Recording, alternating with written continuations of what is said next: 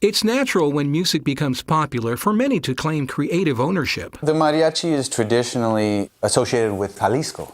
However, keep in mind that when mariachi music was evolving, Jalisco did not exist as a political entity. There was no state of Jalisco. You know, those lines were drawn up much later.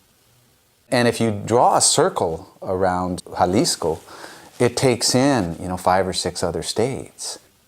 Where is the mariachi from? As Sylvestre Vargas used to always say when he was asked that, Vargas would reply, "Wouldn't it be great if we knew?" But he said, "I don't know, my father didn't know, and I have no idea." Well, I think that was an accurate reply, and I don't think we'll ever know where the mariachi comes from. For many years, it was believed that the word mariachi was derived from the French word mariage, meaning marriage. Documentary evidence found in church archives now shows that the word was in use previous to the arrival of the French in 1862. In 1852, Father Cosme Santa Ana wrote to his bishop complaining about the mariachis who played across the street from his church in Rosa Morada, Nayarit. In 1859, Father Ignacio Aguilar wrote a description of a mariachi he observed performing at a religious festivity in Tlachapa, Guerrero. The word mariachi has been found as a place name, as the name of settlements, as early as the 1830s. The theory that the word mariachi comes from the French word mariage is pretty much considered obsolete and disproved. But no matter the origin of the word, mariachi music is exciting and enchanting and can be heard almost anywhere in the world. Que la música del mariachi es la única que se escucha en todo el mundo. En su medio lenguaje, por el idioma, ya sea en Egipto, ya sea en Japón, ya sea en Alemania, en Italia, donde quiera que yo he estado, siempre he escuchado personas que cantan la canción mexicana. Yo, en lo particular, tuve la satisfacción de llevarla a todas las capitales del mundo, ya que junto con el Mariachi Vargas, ya saber que yo fui el solista del Mariachi Vargas de Tecalitlán durante 30 años. Si existe un motivo, ya se puede esperarse un consuelo en la fantasía. Rural mariachi groups rarely played outside their own geographic regions. Only 2 mariachis, the groups of Justo Villa and Cesareo Medina, are known to have played in Mexico City before the Mexican Revolution of 1910. The mariachi we know today is the urban mariachi, as distinguished from the rural mariachi. You could probably draw a dividing line pre-revolution and post-revolution. The 2 acknowledged pioneers of the Mexico City urban mariachi tradition are Concho Andrade and Cirilo Marmolejo.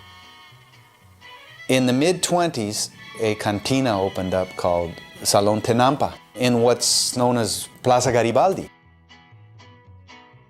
People from Jalisco would congregate there in Mexico City, and they featured mariachi music. And from those 2 groups, pretty soon, the word got out, and a 3rd mariachi came to Mexico City, and a 4th, and until you had, by the 30s, maybe 7 or 8 mariachis in Garibaldi. And it just grew from there. Today, you have probably over 200 ensembles working in the Plaza Garibaldi, say, during the course of a week. The earliest mariachis in Mexico City were almost all from Cocula. But the group that was to make the greatest impact in the evolution of mariachi music was Mariachi Vargas from the southern Jalisco village of Tecalitlán. I have read articles claiming that Mariachi Vargas went from Tecalitlán to Mexico City and got instant applause and instant fame, from that moment. I had the privilege of knowing a number of the members who made that trek in 1934. And they said nothing like that happened. They almost starved to death. And it was very difficult for them to eke out an existence, especially for an unknown group. And keep in mind, the Cocula groups dominated. People, what little clientele there was for mariachi in Mexico City preferred the cocula groups. The mariachi in vogue was Mariachi Tapatio, led by Jose Marmolejo. They were on all the movies. They had the best radio programs. They accompanied the most prestigious singers. They made recordings. What saved Mariachi Vargas in the early years was a salaried position, which they were one of the official musical groups of the Mexico City Police Department. And that salary allowed them to stay in Mexico City. Otherwise, Silvestre told me, they definitely would have had to return to Tecalitlán, in defeat. When Sylvester Vargas arrived in Mexico City in December of 1934, it took Vargas at least a decade to occupy the position that Marmolejo had. Two important additions to the group were crucial to Mariachi Vargas's rise to fame. He would have preferred his mariachi as a string band, but the trend was for trumpets, and there was such a demand for the trumpet that he was forced to add one to his group. And he had the fortune and the vision of adding the man who would become the greatest mariachi trumpet player of all time, Miguel Martinez. Vargas se dedicó a buscar trompetas, pero nunca vino conmigo. Él buscó unos buenos, pero no gustaron, porque no se acoplaban al mariachi. Yo ya era mariachi, y entonces a mí me llevó Vargas de prueba a XW, y en esa prueba duré 30 años con Mariachi Vargas. Martinez remains the most influential instrumentalist in mariachi music. As a musical figure, his influence is perhaps exceeded by that of only one individual, Ruben Fuentes.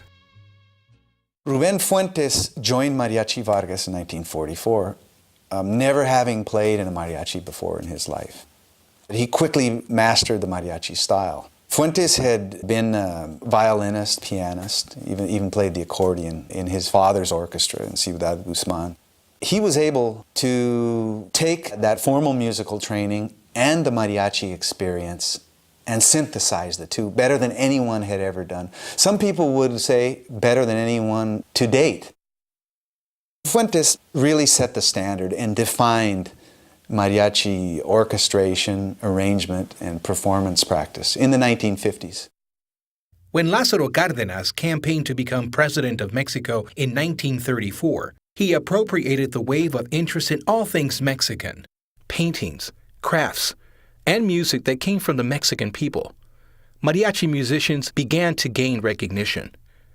In the 1930s, thanks mainly to radio, audiences throughout the Spanish-speaking world began listening to mariachi music for the first time. Mexican cinema brought mariachi music to an even larger audience. Mariachis had appeared in films since the silent movie days, but in 1936, a film called Allá en el Rancho Grande precipitated a craze for Western-themed movies, most of which featured a mariachi group. The popularity of mariachi music continued to grow.